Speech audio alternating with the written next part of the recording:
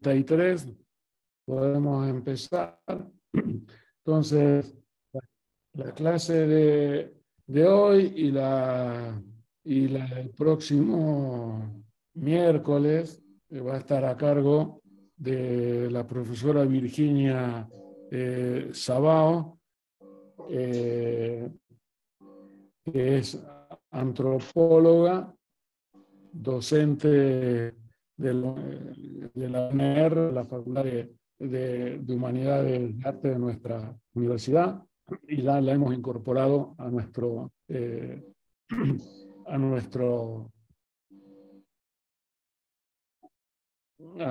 plantel docente, y repitiendo desde la pandemia hasta ahora estas clases de antropología, salud y trabajo.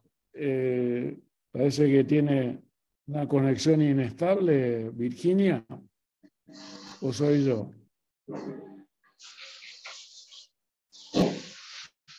Pues no la veo, Virginia.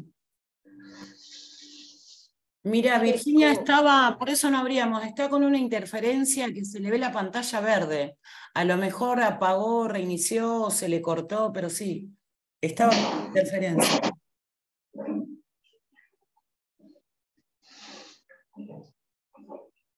Vuelvo a ingresar y está esa... Me parece que le voy a sacar la pantalla, gente, porque nunca me pasó esto.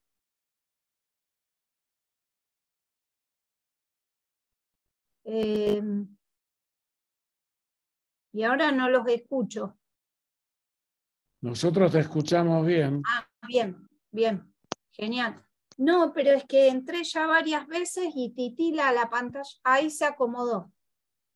Ahí se acomodó. Sí, ahí se acomodó. Bien. Y a lo mejor, perdón, Virginia, si probás compartir la pantalla del material que tenés, a lo mejor es alguna interferencia de la cámara.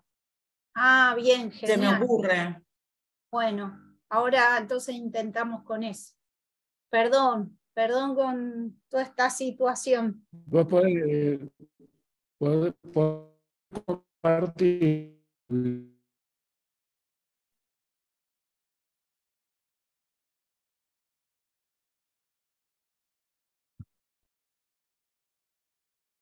Luciana, no te escucho. Ahí te hago coanfitriona, es que como saliste... Bien, claro. Ahí estamos, ahora deberías poder. Bien, bueno, empiezo a comentar algunas cosas y ahí comparto la pantalla. Bueno, ¿cómo están todos y todas? Como creo que les comentó Jorge. Ahí se te ve bien, ¿eh? Bueno, como comentó Jorge, la idea es que en estos dos encuentros próximos trabajemos el enfoque de la antropología y fundamentalmente de la antropología respecto de la cuestión del trabajo.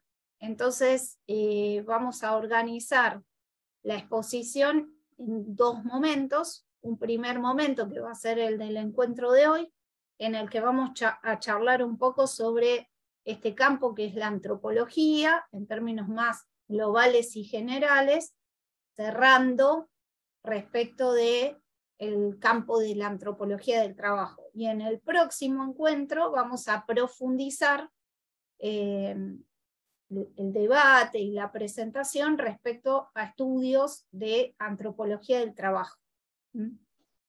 Espero que me estén escuchando, no sé cómo me escuchan. Se escucha bien. Sí, se escucha bien. Bien, genial. Sí, ahora se escucha bien y claro. Perfecto, perfecto. Entonces, ustedes ya venían haciendo una cursada sobre otras ciencias sociales, como la sociología o la psicología en torno a la problemática del trabajo, y conmigo van a trabajar el enfoque de la antropología en torno a la cuestión del trabajo. Yo les traje una suerte de filmina para ir ayudándonos, pero me gustaría no no apoyarme demasiado en esa filmina porque se vuelve más como tedioso el encuentro, así que la voy a compartir un poco, pero después por ahí la voy a ir sacando y vamos a ir haciendo algunos comentarios y intercambios entre los que estamos presentes. No va a ser un desarrollo constante de contenidos que estén que estén en las diapositivas. Igualmente tengan en cuenta que cuando yo coloque las diapositivas, yo no los veo, así que cuando participen, háganlo en forma oral, porque no voy a poder ver el chat. Vamos a ver si puedo compartir.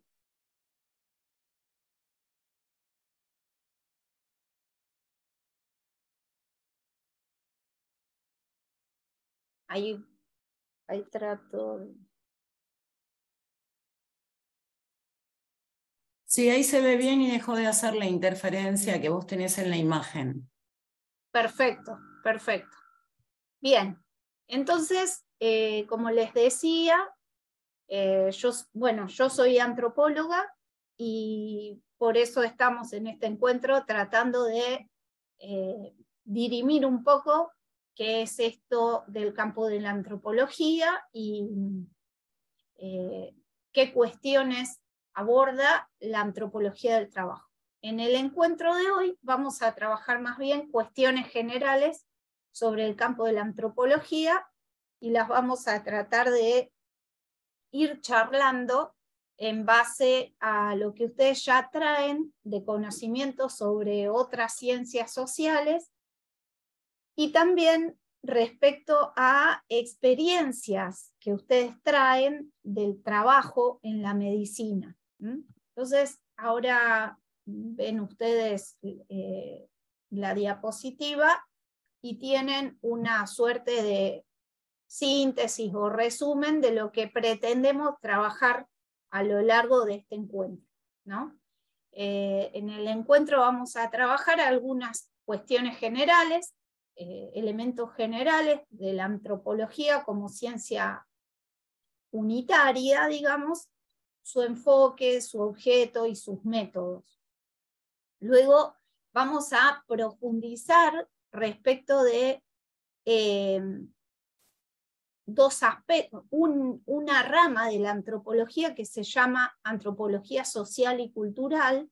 Vamos a tratar de pensar cuál es su enfoque y su objeto y pensar de algún modo a qué dos miradas o corrientes corresponde esta mención de la antropología en tanto social o en tanto cultural. Y vamos a tratar de pensar esas primeras teorías antropológicas que intentaron analizar a la humanidad y su producción cultural en tanto objeto específico de este campo.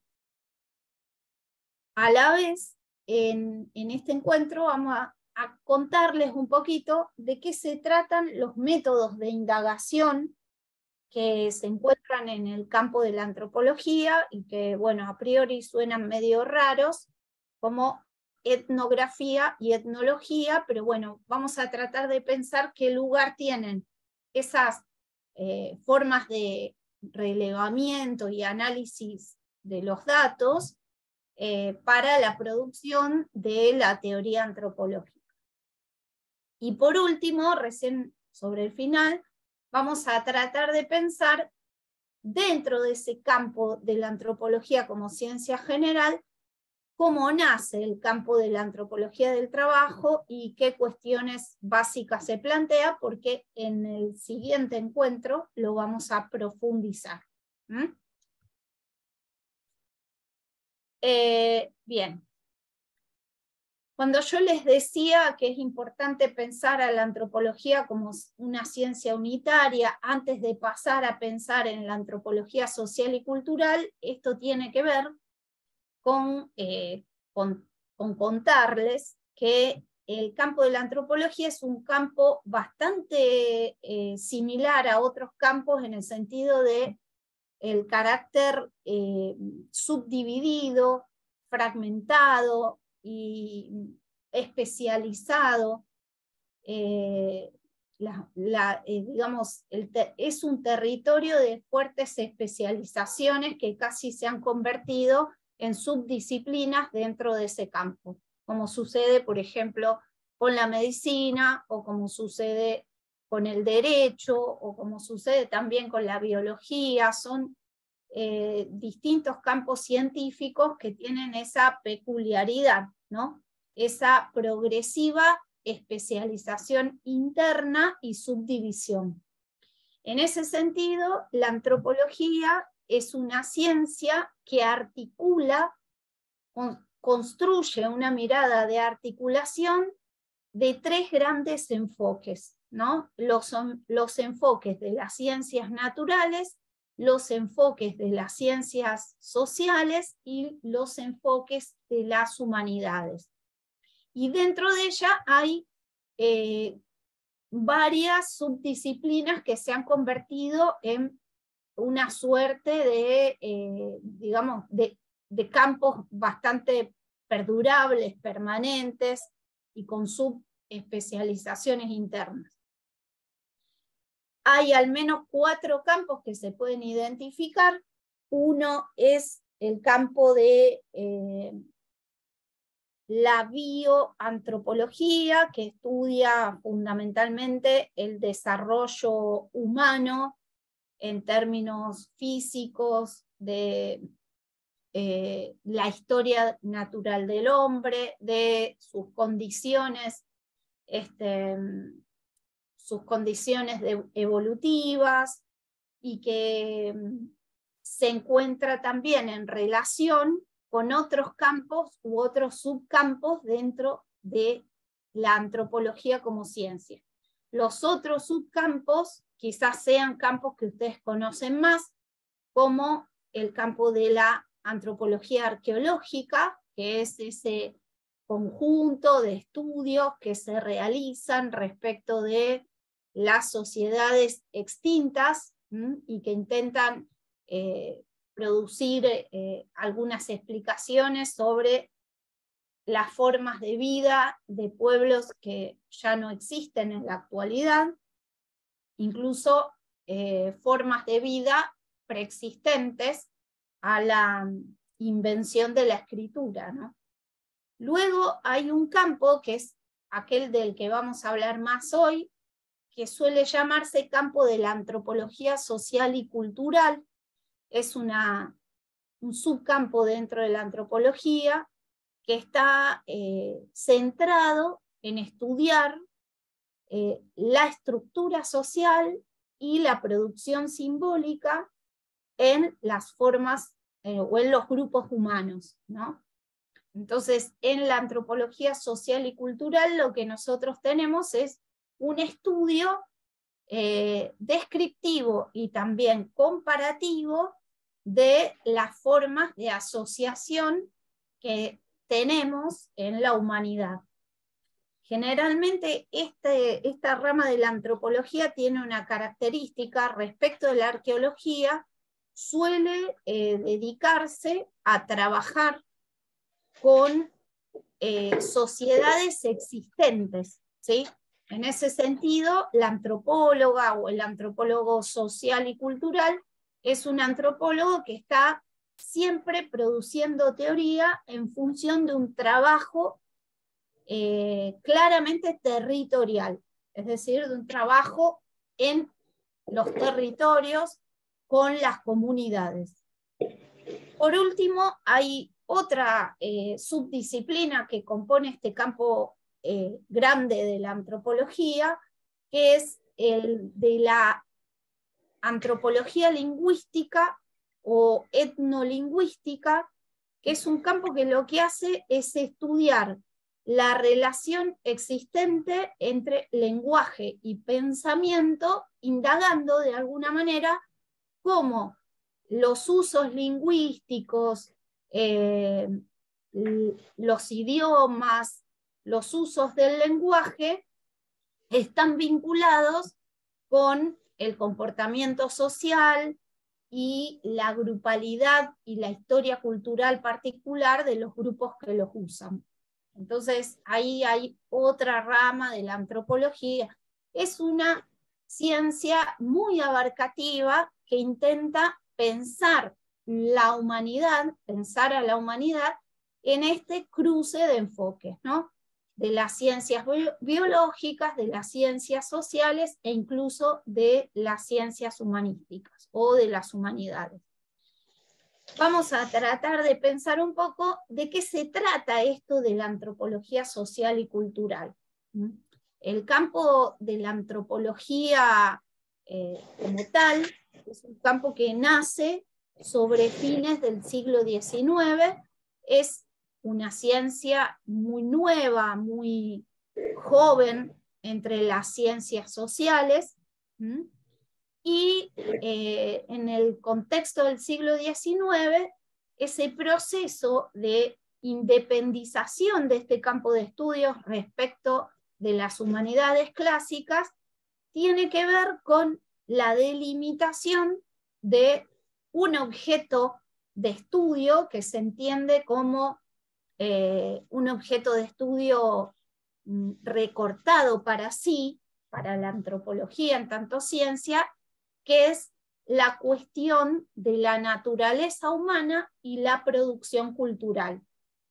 Entonces, sobre fines del siglo XIX, la antropología emerge intentando dar cuenta e indagar los procesos culturales y definir la noción de cultura como un campo bien específico que a ella le atañe para ser indagado, ¿sí? En este sentido, en aquella época, sobre fines del siglo XIX, lo que hace la antropología social y cultural es producir un debate fundamental con las humanidades clásicas de la época que tendían a pensar a la cultura, a la competencia simbólica en el hombre y a los productos culturales como productos que devenían de determinados tipos de saberes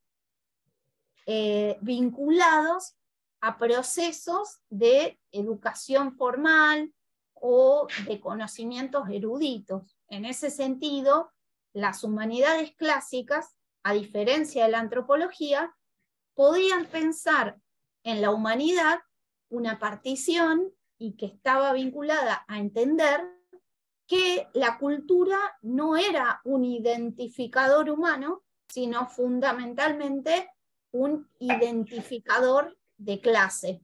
Es decir, se podía pensar desde las humanidades clásicas que existían grupos humanos con cultura, cultos, y grupos humanos sin cultura, incultos. La antropología del siglo XIX lo que hace es introducir la idea de que la cultura y la competencia cultural es una competencia que hace al hombre en tanto hombre, independientemente de sus condiciones de vida y de los estratos dentro de una sociedad a los que éste pertenezca. Espérenme un poquito porque está sonando un teléfono. Un minutito.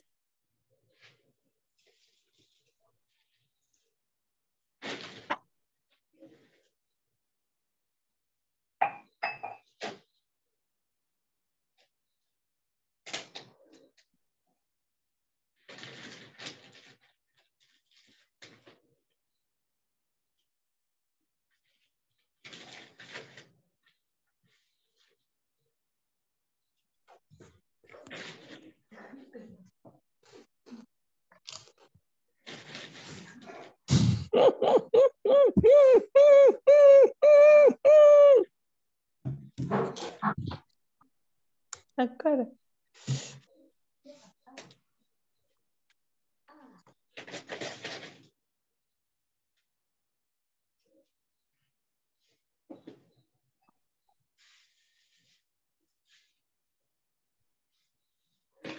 Bien, no sé si están por ahí.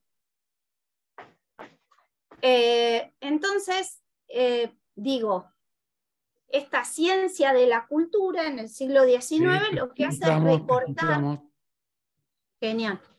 Es recortar a la producción simbólica como un objeto de estudio particular para sí, y también indicar a la producción simbólica, a la cultura, como una competencia humana universal, ¿no? En el siglo XIX aparece entonces la antropología como una ciencia que es capaz de abordar lo cultural desde un punto de vista menos valorativo y más descriptivo respecto de el modo en que lo hacían las humanidades clásicas, ¿no? Ahí aparece entonces ese primer concepto descriptivo de cultura, que es un concepto que para la antropología resultó fuertemente productivo y también resultó un campo de disputas, debates teóricos, revisiones constantes.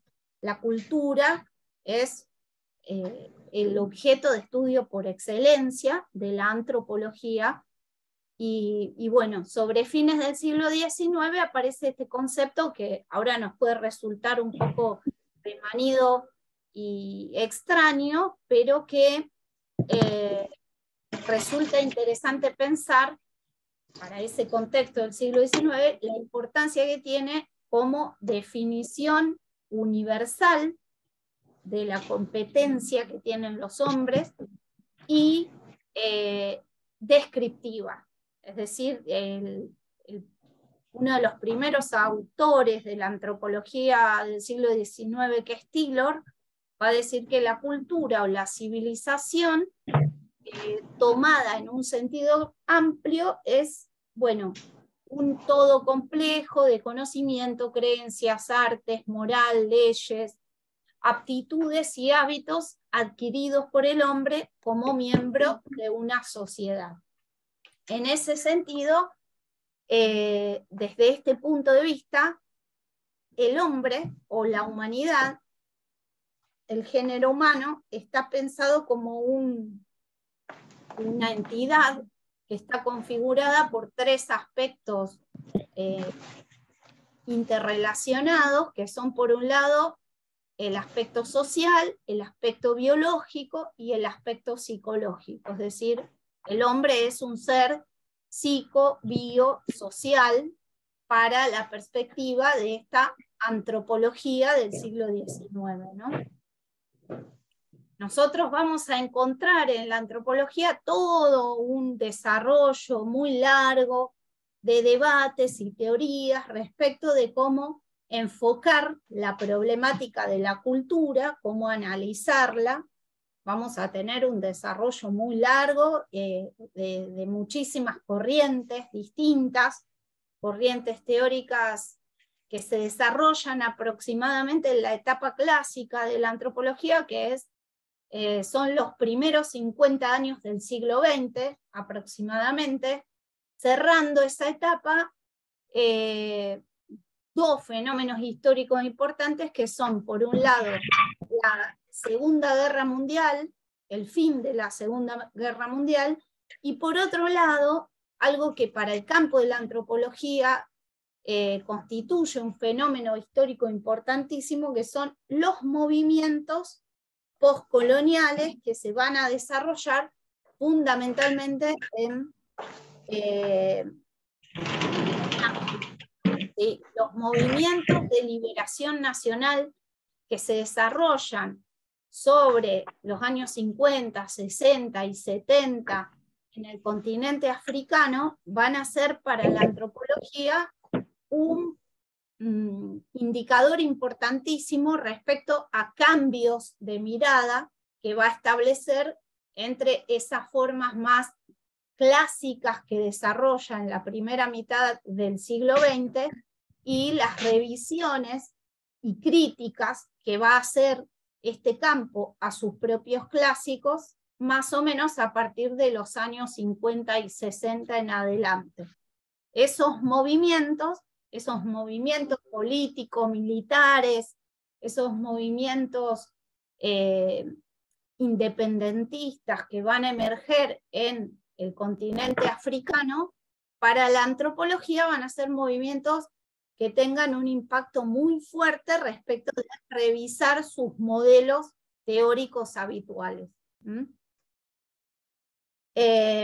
Bien, otro concepto que elegí compartir con ustedes respecto de la cultura, hay innumerables conceptos, definiciones de la cultura en la historia de la antropología, pero uno como más contemporáneo, más cercano a nosotros, que yo les quería compartir hoy, es un concepto que aporta un antropólogo que desarrolla sus estudios entre los años 70 y los años 80, y que se llama Clifford Geertz. Es un se lo incluye dentro de lo que son los estudios comprensivistas, interpretativistas de la cultura, y en ese sentido, siguiendo a Max Weber, que seguramente a lo mejor ustedes algo trabajaron en los cursos anteriores,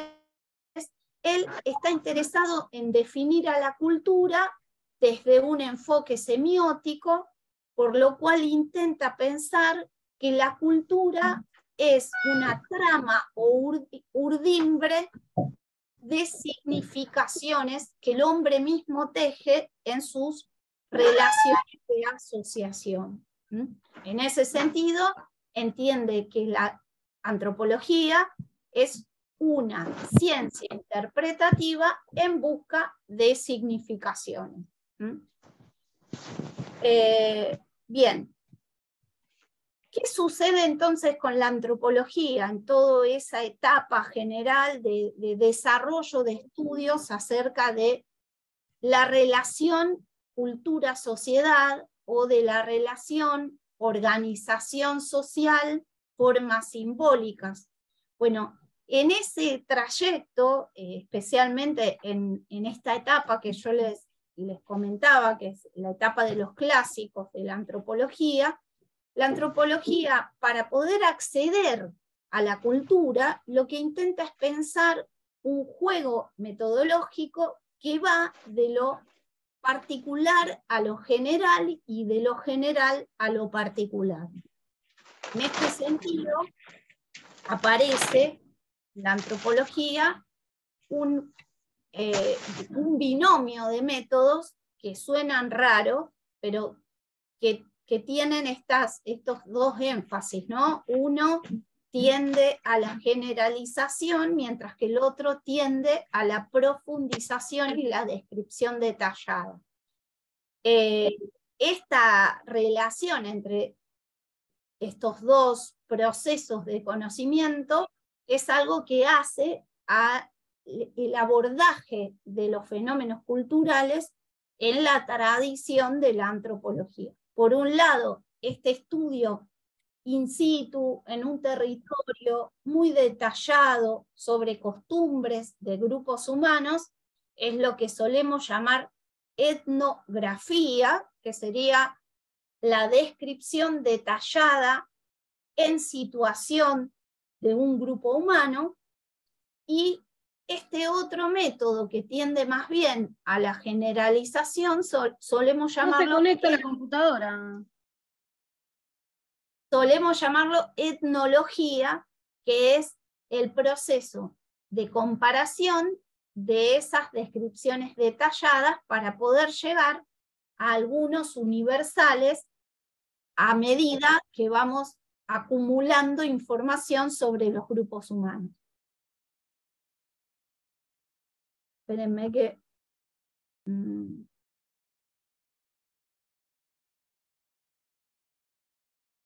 Ahí dejé de compartir. Entonces, les pido disculpas, pero voy a eliminar el video porque titila y no puedo sacarle eso que está pasando, que la verdad que no me pasó nunca, solo acá. Bien, entonces, hasta ahí yo quería charlar con ustedes sobre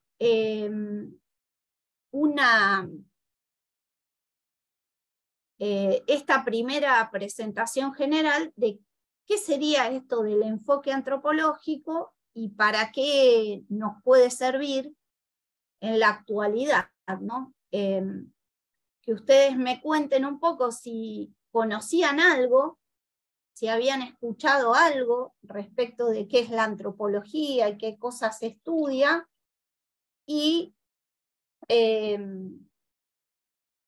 cómo ven este abordaje para pensar dos cuestiones a la vez, que sería la cuestión de la salud y la cuestión del trabajo.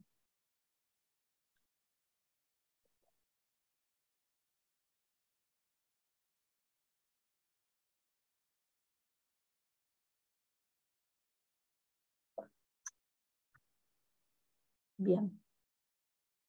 Tremendo. A ver.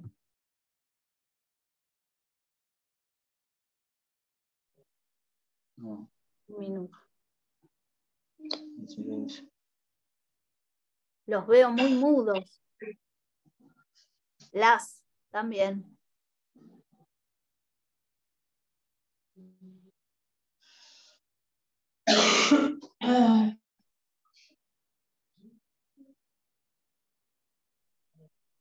Buenas. ¿Sí?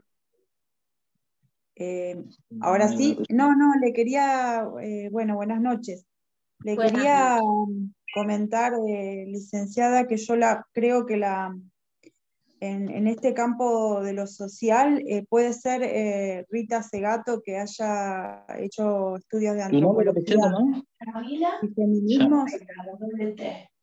Muy bien, sí, estuviste Sí. leyendo a Rita Segato, Sí, conocés sí, es cosas lo de único Rita. claro, ahí asocio lo de las ramas, ¿Tu DNI realmente cómo no es? lo desconocía. No, pero bueno, ahora que estoy haciendo, usted ¿9? lo comenta, lo explica, ahí me vino a la mente esto de los estudios que ella hizo en campo en México. Eso es lo Claro, único. exacto. Vos estuviste leyendo sobre los estudios feministas de Rita Segato. Sí, Ella exacto, sí. hizo en el límite o en la frontera entre México y Estados Unidos. Sí, Bien, exacto. sí. Lógicamente, Rita Segato hace estudios de antropología sociocultural, ¿no? Ustedes, si tuvieran que vincular esta antropología sociocultural con alguna otra ciencia social, podrían hacer relaciones más o menos cercanas con dos ciencias sociales más conocidas, que son la historia y la sociología, ¿no? Especialmente la antropología sociocultural se vincula fuertemente con esos dos campos de las ciencias sociales. Según los desarrollos específicos que vaya teniendo la antropología como ciencia en cada lugar, en cada academia en particular, puede tener más vinculación con la sociología, más vinculación con la historia, más vinculación con la psicología. Pero sí, un elemento que vos marcás, Tamara, es la importancia que tiene para la teoría antropológica el trabajo en territorio, ¿no? Segato hace muchos trabajos desde el punto de vista de los estudios feministas, pero en territorio, ¿no? A través de un trabajo prolongado de estadía para describir las poblaciones que quiere conocer. Sí. Y alguien más que le haya sonado un poco o que haya leído algo sobre antropología social y cultural. Bien, en esta etapa más clásica del desarrollo de la antropología social y cultural, van a aparecer algunos conceptos como fundamentales, conceptos fundantes. Uno de los conceptos más importantes de la antropología para el estudio de lo cultural es el concepto de diversidad cultural, que aparece con una corriente muy vieja, muy antigua, del primer tercio del siglo XX, que se desarrolla en Estados Unidos, y que es una corriente que se la denomina del relativismo cultural. Esa es una corriente que lo que postula justamente es que los procesos de endoculturación, es decir, los procesos de socialización que se dan a sí mismos los grupos con las características culturales particulares que cada grupo tiene, esos procesos modelan la experiencia de los individuos. En ese sentido, el relativismo cultural tiende a pensar que más que entender a la humanidad desde un punto de vista evolutivo, sucesivo, sería mejor pensar en las historias particulares de los grupos humanos y desentrañar en el territorio las características que estos grupos se dan a sí mismos, los usos de las instituciones y los sentidos que en esa interacción cotidiana se ponen en juego para dar sentido a la experiencia colectiva.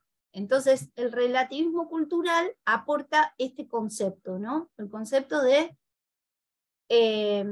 diversidad cultural, entendiendo que entonces la humanidad tiene esta característica, es la de diversificar sus formas de vida constantemente, y que es necesario poder conocer esa diversidad de la vida cultural a partir de pasar por el cuerpo la experiencia de la alteridad. Es decir, hay una idea de que la diversidad cultural no puede conocerse desde fuera. La diversidad cultural, el estudio de una cultura ajena, de una cultura distinta, extraña a aquella en la cual yo me socializo, requiere de un choque, una experiencia, una confrontación con esa cultura ajena, viviéndola uno mismo.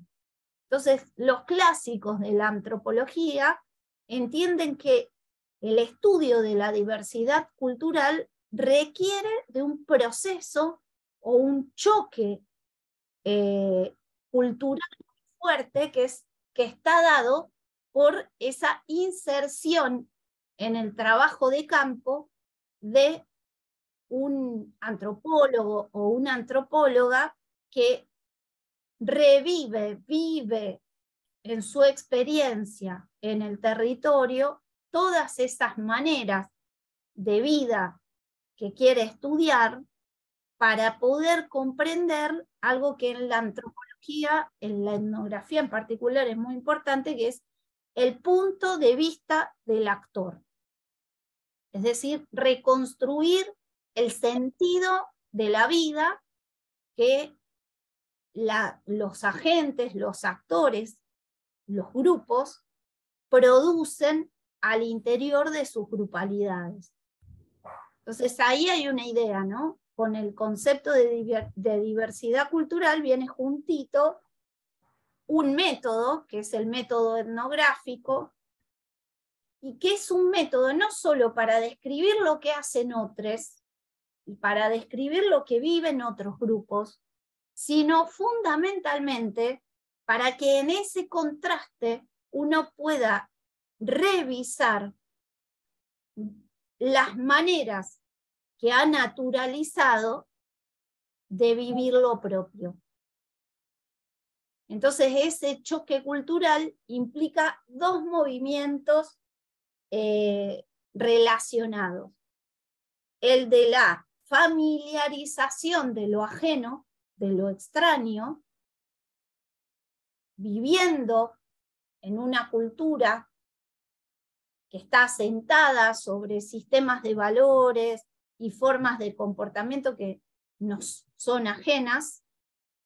Eso por un lado, la familiarización de lo ajeno y lo extraño, y por otro lado, la desfamiliarización de lo que vivimos cotidianamente.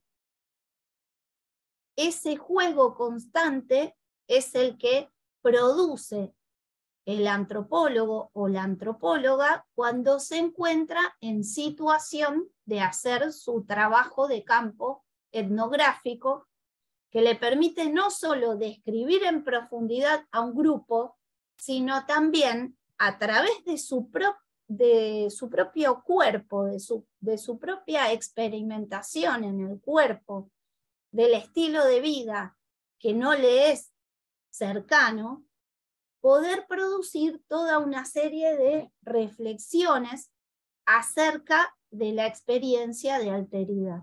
La experiencia de alteridad, en ese sentido, para la antropología es tanto una vía, un método para estudiar en el campo, como un objeto a estudiar, una problemática a estudiar.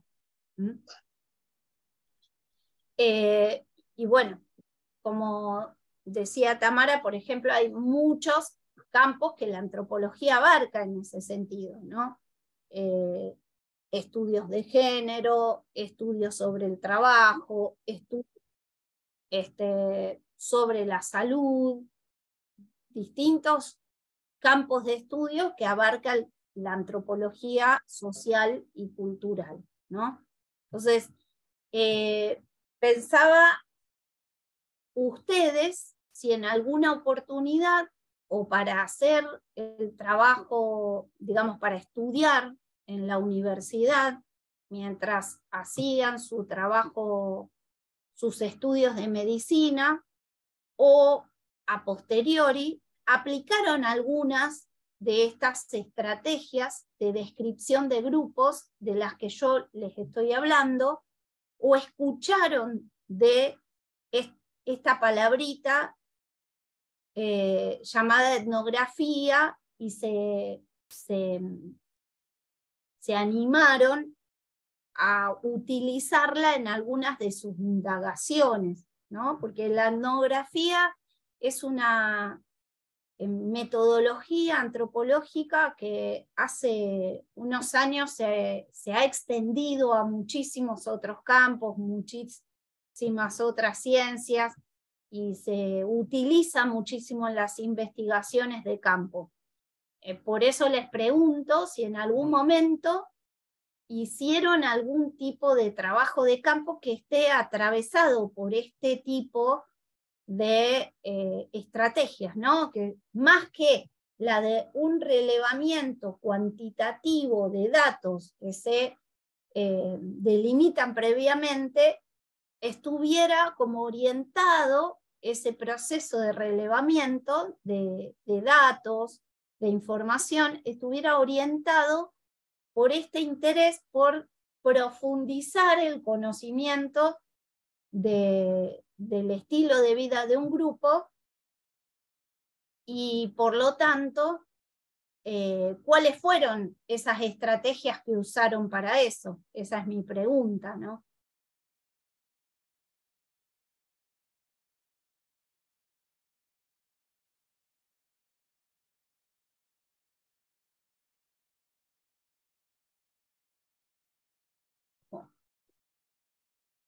Yo vine demasiado convencida en que se podía establecer un mejor intercambio porque en el grupo anterior se armaron unas charlas enormes en la clase. Entonces, ahora confío mucho en que haya participación y no está funcionando. Pero, bien, pensemos entonces desde otro lugar. Sí, ¿Qué tal? Bueno, ¿qué tal? nosotros, por ejemplo, bueno, yo lo practiqué mucho cuando hice trabajo de investigación en la parte de epidemiología, la Claro, prevalencia de enfermedades diarreicas de acuerdo a la cultura de cada pueblo, o el sector socioeconómico, digamos. Entonces se hizo a lo que usted se refiere, digamos, en la charla. claro. Gabriela, ¿y cómo hicieron ese trabajo de epidemiología, además de trabajar con indicadores más cuantitativos?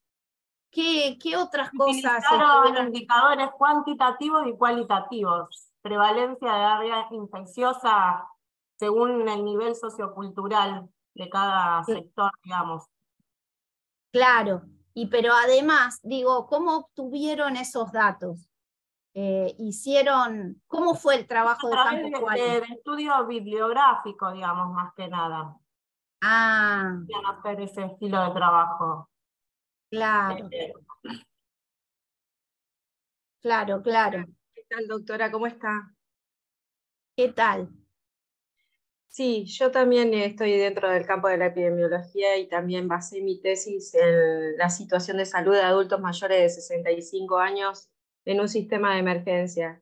Y el aporte que nosotros realizamos, aparte de la recolección de datos, fue a través de la investigación de historias clínicas dentro del mismo sistema de emergencia y obviamente con la población de estudio dentro de lo que es la ciudad de Zárate. Ujú.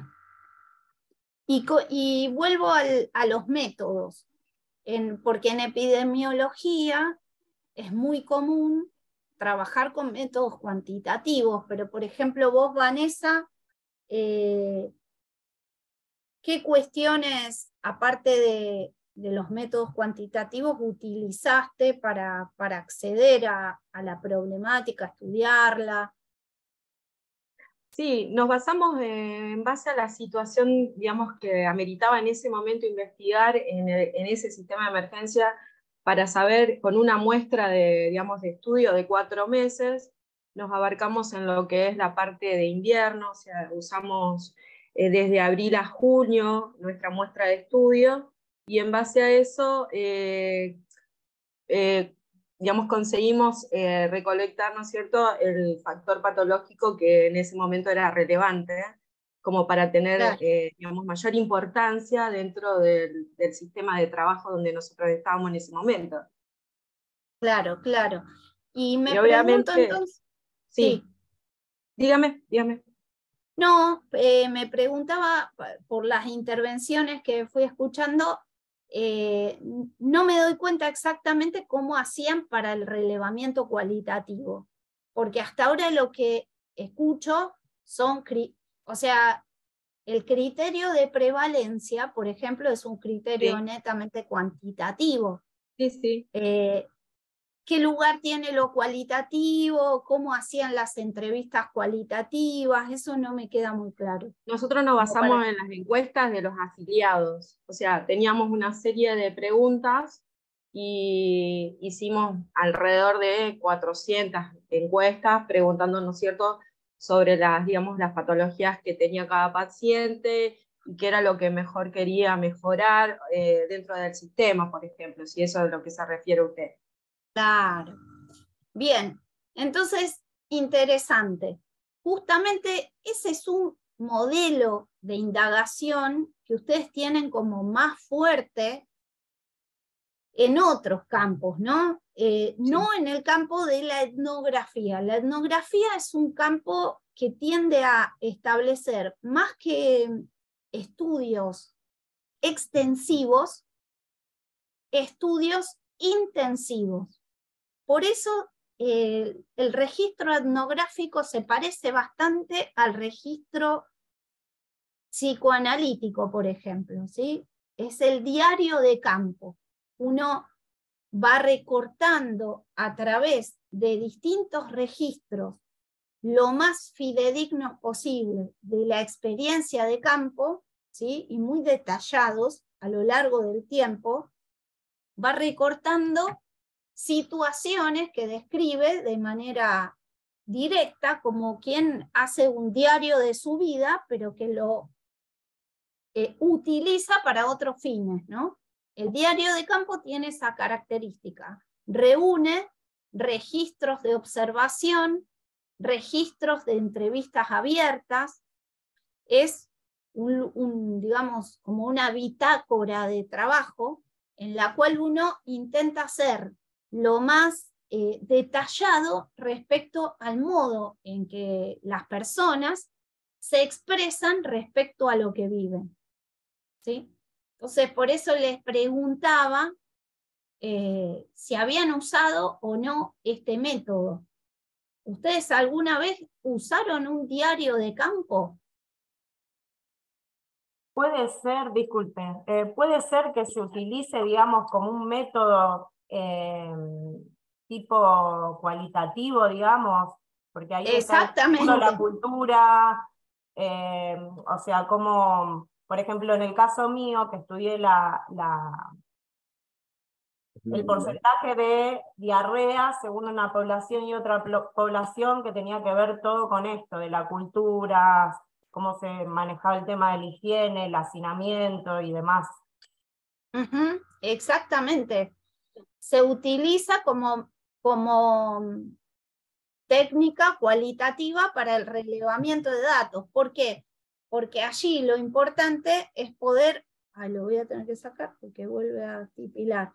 Allí lo importante es poder recuperar los códigos específicos con los que la gente comunica lo que vive, ¿sí? Poder detallar las modalidades de su conducta, ¿sí? Tiene esa característica. Tiene mucho cuidado ese tipo de relevamiento con recuperar las lógicas de los actores que viven las situaciones que queremos describir, más que establecer categorías rápidas anteriores a las que nos propone la experiencia en campo.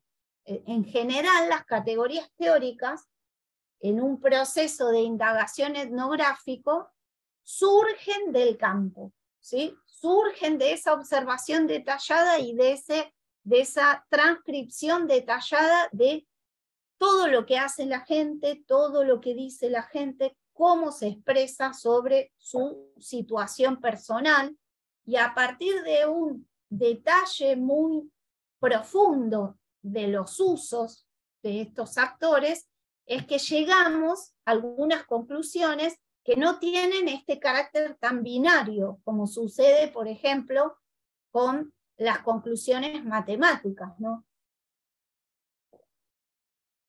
Exactamente, por eso fíjense que les había compartido una definición por ahí de un antropólogo de los años 80 que decía, bueno, la cultura es como una trama, es como un texto, una trama de significaciones que los hombres producen en su interacción.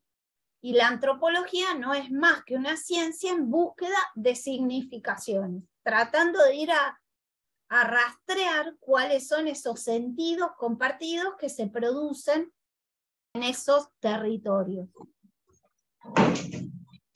Licenciada Yola, Tamara le habla.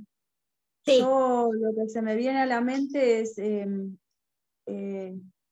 la experiencia que tuve en una de las cátedras. Yo estudié en la Universidad de Córdoba, yo soy marplatense, pero estudié ahí, y teníamos en una cátedra de clínica médica que un profesor armaba un grupo de todos los años para ir a una ciudad que se llama Cachillaco, que está muy cerca del norte de Córdoba. Bueno, creo que él lo que nos quiso es un poquito inculcar esto que decía usted, ¿no? De ir al campo. Íbamos varios estudiantes, iban estudiantes de odontología, de varias ramas, todos los años ahí, y bueno, nada, teníamos la experiencia como estudiantes de conocer, por ejemplo, los ladrillales, bueno, dónde vivían la gente, en qué condiciones, bueno, ir a los caminos también, que quedaban muy anegados, y tener conciencia de las distancias que atravesaban los pobladores para para llegar a la escuela, donde nos asentábamos, donde nos daban el lugar para ir, y bueno, creo que era eso, ¿no? Yo la verdad que bueno, nunca había visto más que nada que ver con lo que yo, mi territorio, ¿no? Que era Santiago del Estero, árido, los ranchos que se describen en las chacareras, y bueno, todo eso, ¿no? Esos lugares donde está la vinchuca, y bueno, todas esas situaciones que uno puede verlo en determinada bibliografía, pero bueno, nada, también percibir, bueno, cómo es la gente, que hablaba poco, bueno, todo eso. Supongo que ha sido una experiencia de vivir la medicina en campo diferente a lo que uno por ahí transita, no sé, más comúnmente. Es lo único que se me viene a la mente, pero bueno, nada, eso quería comentar. Sí, me parece un interesante comentario. Ustedes fíjense que seguramente en las experiencias de estudio, en el proceso de estudio, han tenido algunas vivencias muy cercanas a lo que es la experiencia etnográfica. Y esta que vos estás marcando, Tamara, es una clara experiencia cercana a lo que sería el trabajo de campo etnográfico, ¿no? Por este choque cultural, este choque fuerte que se produce en tu llegada a un territorio que no conocías y todo lo que implica como aprendizaje para vos, esta confrontación, ¿no? Este encuentro con una alteridad, con una grupalidad completamente ajena a la de tu vida cotidiana. Y este profe, seguramente, a lo mejor sin querer expresamente aplicar un método antropológico, lo hizo en esta experiencia que estás comentando, ¿no? Porque el aprendizaje se produjo por el intercambio cultural, por ese intercambio de saberes que son saberes bastante o fuertemente ajenos entre sí, y que para que puedan llegar a esa forma de un intercambio es necesario que preceda al intercambio toda una serie de reconocimientos de uno y el otro, de reconocimiento de códigos y manejos de la experiencia que son distintos, y obviamente eso muchas veces lleva más tiempo porque implica no solo un registro en profundidad de lo que pasa con otros, sino también un registro bastante complejo de cuáles son los impactos de esa experiencia sobre uno mismo, ¿no? Es un trabajo no solo sobre los demás, sino también fundamentalmente un trabajo sobre los saberes previos que uno tiene antes de llegar a esos territorios que necesita conocer y describir. Por ahí había alguien que ahora se me fue y había levantado la mano, me parece. Hola Virginia, buenas tardes, noches. Hola. Lourdes, me llamo. ¿Qué tal? Sí, nada, también compartir eso de la experiencia. Yo egresé de la UNR y en la práctica final obligatoria, en el último tramo de la carrera, hacíamos este campamento sanitario donde íbamos a una comunidad y hacíamos también un estudio en el campo. Inclusive antes de llegar a la comunidad hacíamos trabajos de cómo hacer las preguntas, de por ahí, qué sé yo, llegar a un lugar y no, por ejemplo, decir, usted es hipertenso, porque a lo mejor vamos con una palabra técnica y la persona no sabe, pero después te dice, sí, toma una pastilla para la presión, inclusive ir pensando todo ese proceso de cómo ir sacando la información para después poder tener un buen resultado.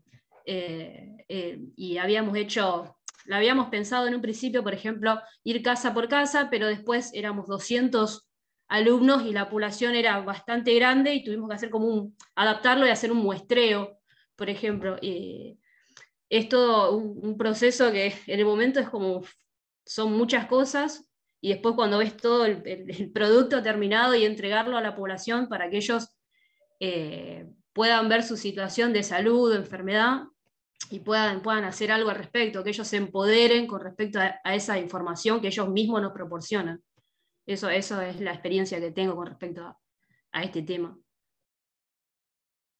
Y me preguntaba, ¿no? Lourdes, Tamara, Gabriela, Vanessa, creo también habíamos charlado, ¿pudieron hacer como registros, no solo de lo que vieron en la gente, sino de lo que impactó o implicó respecto de los saberes anteriores que llevaban al campo y que ustedes tenían?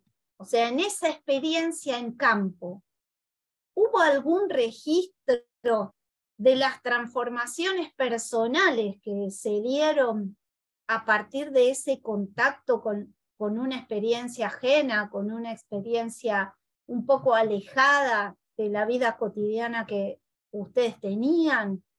¿Eso, algo se registró de eso? ¿Cómo fue?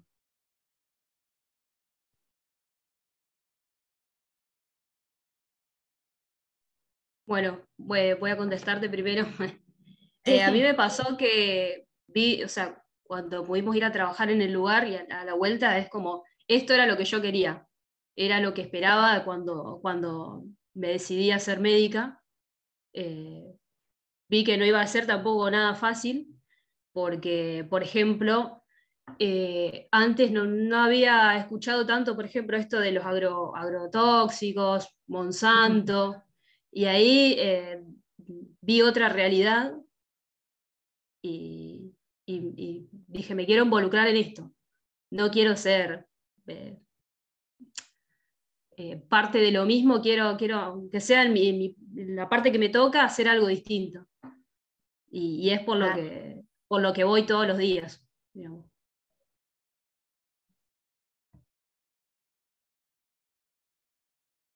Bien. El resto, digo, porque a veces lo que sucede con estos métodos es que están demasiado centrados en el registro sobre el otro, sobre la alteridad y sobre el otro. Pero este tipo de métodos etnográficos tienen muchísimo valor y generan muchísimo aporte para establecer registros sobre lo que esas experiencias de contraste generan y resultan en torno a la propia práctica. Es decir, en lo que sería un registro sistemático para la reflexión sobre la propia práctica, ¿no? Digo, Doctora. a veces... Sí. No, perdón. Pensé que había terminado. Ya. Bueno, no, sí, me interesa que ustedes hagan sus aportes. Acá ya veo Sabrina, Marisol y alguien que está hablando, que no sé quién es. Tamara. Nosotros, por ejemplo, cuando terminamos de investigar sobre la zona de georreferencia que habíamos elegido y aportado al estudio, elevamos un informe al sistema de base para sensibilizarlo, ¿no es cierto?, con respecto a lo que habíamos captado, y de esa manera tratar de alguna manera compensar y tratar de mejorar el sistema del servicio, para tener más presente con esa muestra de estudio cuáles eran, digamos, las patologías en ese momento de gran importancia y que se tenían que tener más en cuenta. Claro. Sí. Tengo por ahí un par de manos más. Marisol, Sabrina. ¿Me escuchan ahí? No sé si me escuchan bien. Sí. Ahora estoy con Marisol. ¿Marisol? Sí, acá. Bueno, los saludo a todos. Bueno, yo tengo una experiencia similar a la de Lourdes. Yo también participé del campamento sanitario dentro de la práctica final. Y bueno, nosotros tuvimos la suerte de que éramos muchos y la población era chiquita, entonces la gente nos recibía en las casas. Y bueno, era muy lindo. La entrevista era bastante larga, cada uno teníamos una manzana y vos ibas entrando en la casa de cada uno. Y bueno, lo que yo más rescato de la experiencia es que los datos cuantitativos son importantes, nadie niega eso, pero creo que te hace tomar conciencia que si vos no conocés al paciente, población, ese dato cuantitativo pierde valor o no se puede aplicar, digamos, porque vos tenés que saber con qué herramientas tenés vos, qué herramientas tiene el otro y establecer una comunicación. Entonces yo creo que eso es, digamos, el aprendizaje que yo me llevé, que para que haya un diálogo, digamos, una relación médico-paciente, lo que sea, yo tengo que conocer a ese otro. Y eso es algo que tal vez el dato cuantitativo en sí será muy valioso para algunas cosas, pero ese valor se pierde totalmente si yo no entiendo a quién tengo enfrente, digamos. Muy interesante, muy interesante la aclaración, y un poco va de la mano de este conjunto de, entre comillas, métodos que están vinculados con esta idea del diario de campo, ¿no? Del registro detallado, persistente, consecuente, a largo plazo, ¿no? Y Sabrina, por ahí estabas, que Sí, querías acá participar. estoy. Sí. Usted preguntó en qué nos había modificado la experiencia esta de trabajo de campo, y yo creo que con el paso de los años dentro de la profesión, independientemente de todos los lugares donde uno se desempeñe, al menos en mi experiencia, en lo que me cambió fue en el discurso. Uno está muy acostumbrado, ya sea desde lo laboral o desde lo asistencial, a normas de prevención cardiovascular. 5 hits. Y uno no sabe si la otra persona entendió, si la va a aplicar. Creo que de ahí la importancia de esta cuestión de no solo de analizar, escuchar al otro, interpretarlo, sino que situarse un poco en el imaginario social que atraviesa al otro, como para poder adaptar nuestro discurso si queremos lograr un resultado. Yo participé, por ejemplo, dentro de lo laboral, en una brigada de prevención de accidentes en una terminal portuaria, con toda gente, mayor de 45 años, población de campo, donde prevalecía la hipertensión y la diabetes sin ningún tipo de control, de tratamiento. Bueno, se implementaron ciertas normas, como para resumir, había un comedor donde se hacían viandas saludables, pero bueno, la gente no se adaptaba a esas normas, entonces, claro, porque volvemos a lo mismo, el discurso, si el otro no lo comprende, no va a acatarse a esas normas de prevención o algo saludable o algo que sea en pos del bienestar de la población en general, cualquiera sea con la que interactuemos. Ya sea desde la relación médico-paciente, desde con las enfermedades respiratorias, el uso simple de un PAF, que a veces la gente, uno receta un PAF para una bronquitis, para un broncoespasmo, y vos no estás seguro si la persona sabe usar el dispositivo. Para nosotros lo asumimos desde nuestro lugar, a veces como que es algo simple y que la persona entendió, y por ahí lo que sirvieron todos estos trabajos de campo, ya sea en la práctica final, en diversas, yo en el momento en que cursé en la UNR, estaba en la cátedra de atención primaria de la salud, donde se nos hacía hacer muchos trabajos de campo, respecto a diarreas, desnutrición, lactancia materna en su momento, con distintos tipos de poblaciones. Creo que toda esa práctica dio su fruto en cuanto a cómo posicionarse uno y cambiar para que, digamos, nuestro trabajo sirva de algo, si no, como que no tiene mucho sentido. Nada, ese era mi aporte como para concluir. Muy interesante, Sabrina. Estaba mirando también el chat y Jorge acotaba, metodológicamente es muy útil para el trabajo final, dado que en el análisis de los fenómenos complejos, el dato a construir es cualificación cuantitativo. Claro, es decir, es un dato mixto. Bien, a mí en sí me interesaba que hagan estas participaciones para marcar esto, ¿no? Como ese choque cultural, ese choque con experiencias que son ajenas es algo que atañe constantemente a la vida social y más aún a la vida de trabajadores de la salud, ¿no? O trabajadoras de la salud. Algo que a lo mejor uno no asume constantemente, el lugar que tiene la experiencia de alteridad en la vida cotidiana de una trabajadora o un trabajador de la salud.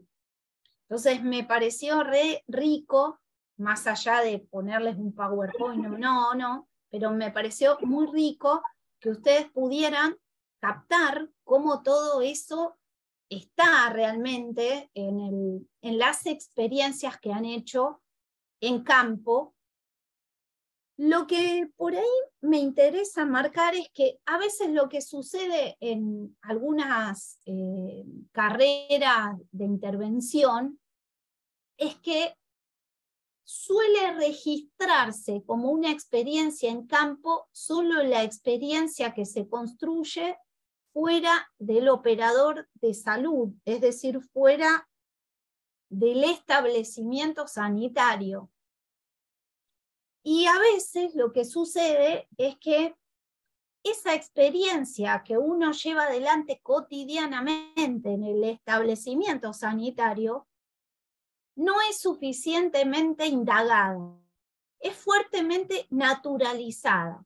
Es decir, tienen que existir estos momentos especiales en los cuales se hace una campaña en el territorio, en un barrio, se hace una campaña en una provincia distinta a la que nos han formado, se hace una campaña en alguna periferia de una ciudad, para que uno como que llegue a dar valor y considerar el lugar que tiene el relevamiento cualitativo para poder comprender la situación, ¿no?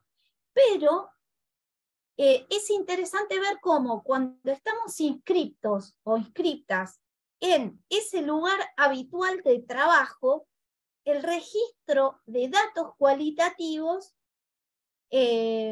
comienza como a decrecer, comienza como a soslayarse. Pareciera que uno ya incorpora una cierta idea de cómo se comporta el sistema, de cómo son las cosas en el ámbito de trabajo, y se deja de hacer ese ejercicio, que es un ejercicio que viene muy bien como ejercicio de extrañamiento, es decir, como ejercicio que nos permita desnaturalizar lo que en el ritmo habitual de trabajo solemos naturalizar. En ese sentido me parecía que es un muy buen aporte para el trabajo de la clínica, para el trabajo de la intervención cotidiana en los efectores de salud, para revisar la propia práctica del trabajador o trabajadora de la salud, ¿no? Y que a veces, por eso me interesó un montón cómo apareció, porque aparece esta cuestión de la indagación cualitativa cuando se está en toda una campaña especial para determinar algunas cuestiones de población. Pero a nadie, por ahora no escuché a nadie que me cuente cómo hace, por ejemplo, en el trabajo cotidiano de consultorio, si utiliza estas estrategias, si no las utiliza, cómo las utiliza, si piensa que algo de esto pasa en esos contextos o no. ¿Cómo lo ven ustedes?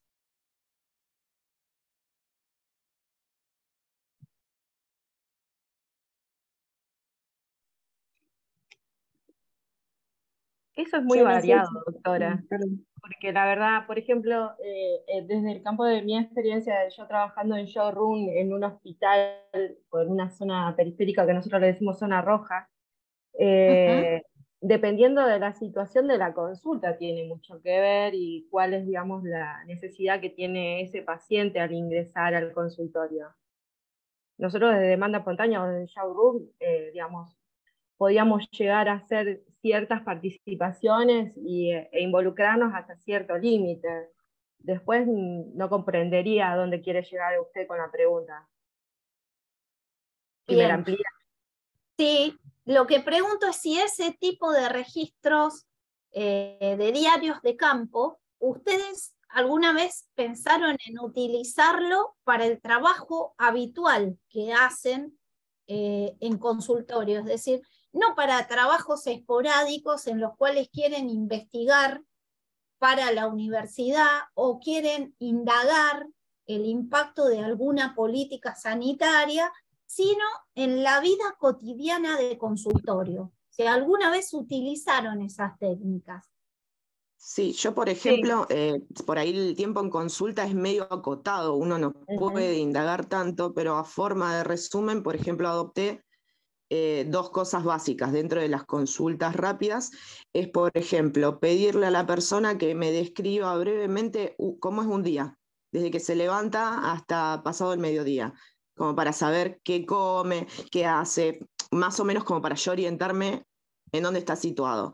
Después, otra cosa que incorporé es a la hora de indicar una medicación o algo, siempre preguntar, o sea, las posibilidades económicas, si trabaja, si lo va a poder comprar o no, desde un lugar bien, ¿no? Desde un lugar que le genere a la persona, porque a veces las personas por vergüenza, eso también es otra cosa que entendí,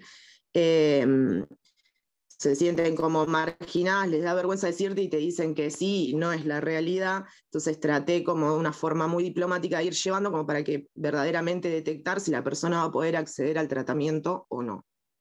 Por ejemplo, ¿no? Como cositas simples de la consulta desde lo clínico, ¿no? Bueno, fíjate, Sabrina, que esa estrategia clínica del contame un día de tu vida es tremendamente etnográfica. Yo entiendo que el tiempo de consulta está cada vez más acotado y las condiciones de trabajo de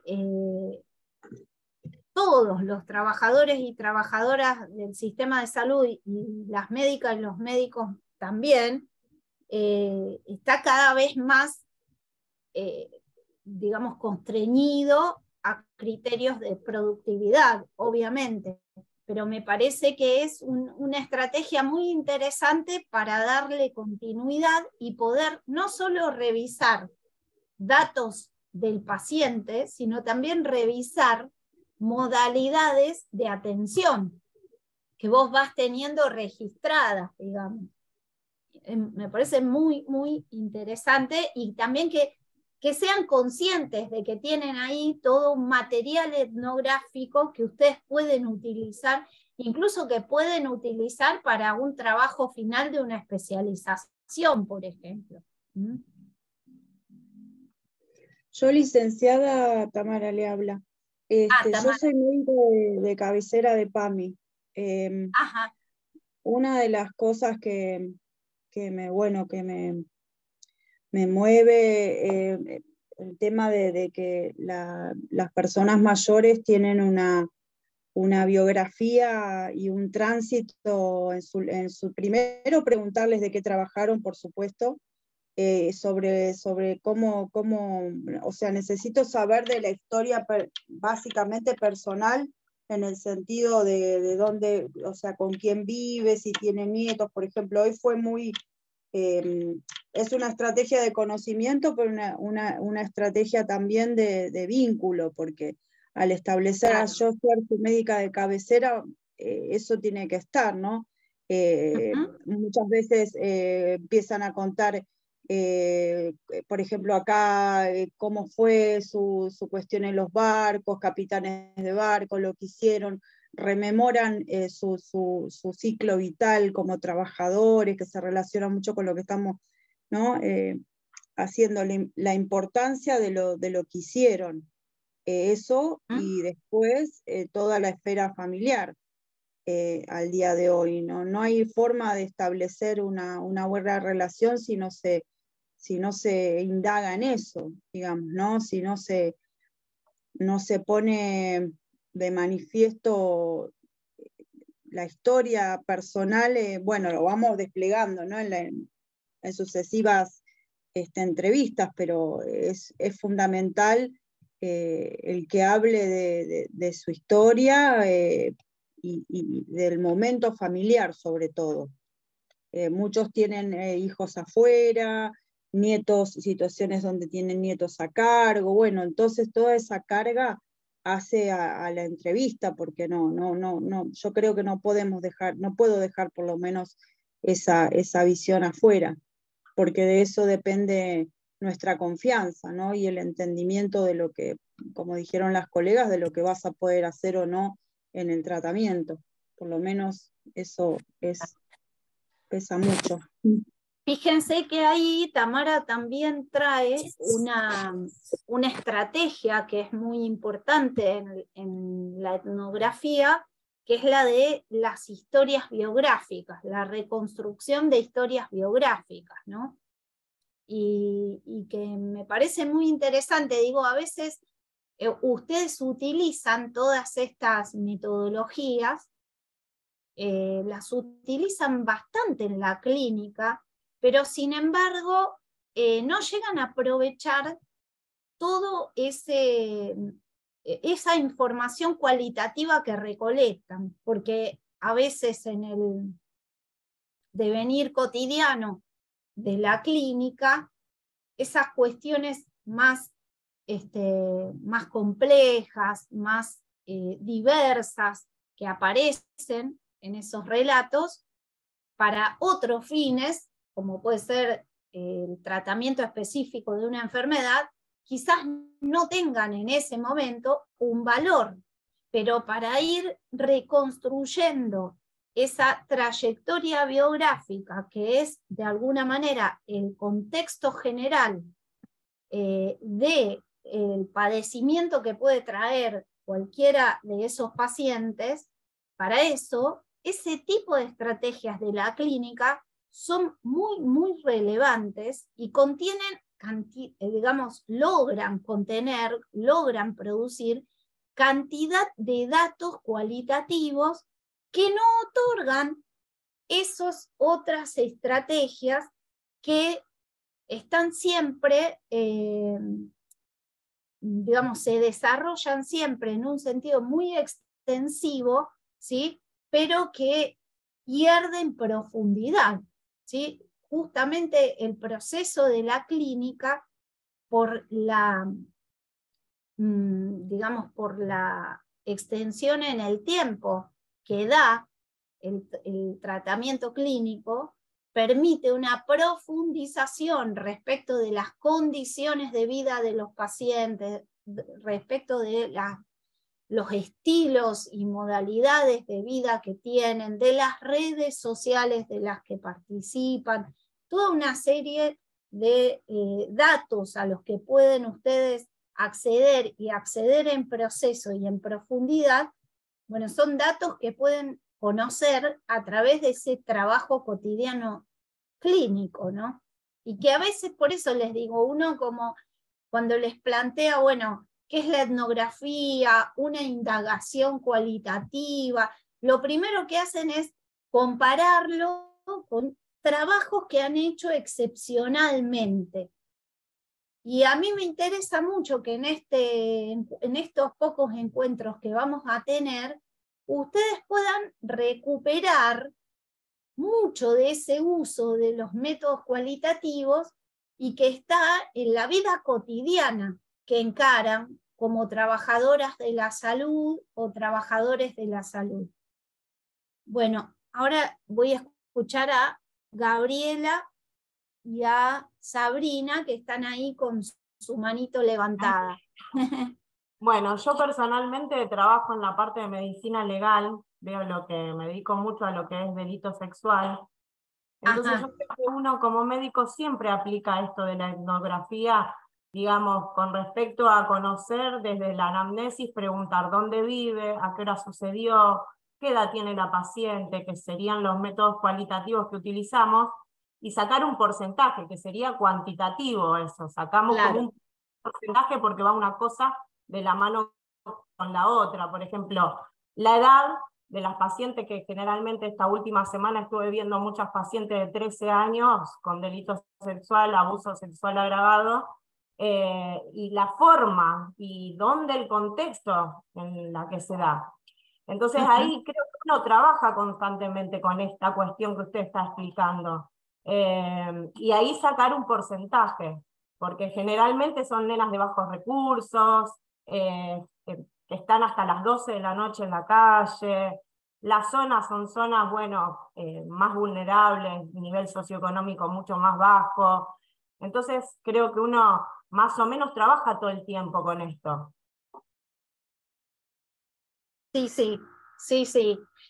El tema es que a veces uno no le da la relevancia que suele darle luego a la información de resultados que tiene un carácter más clasificatorio, como el de la información estadística.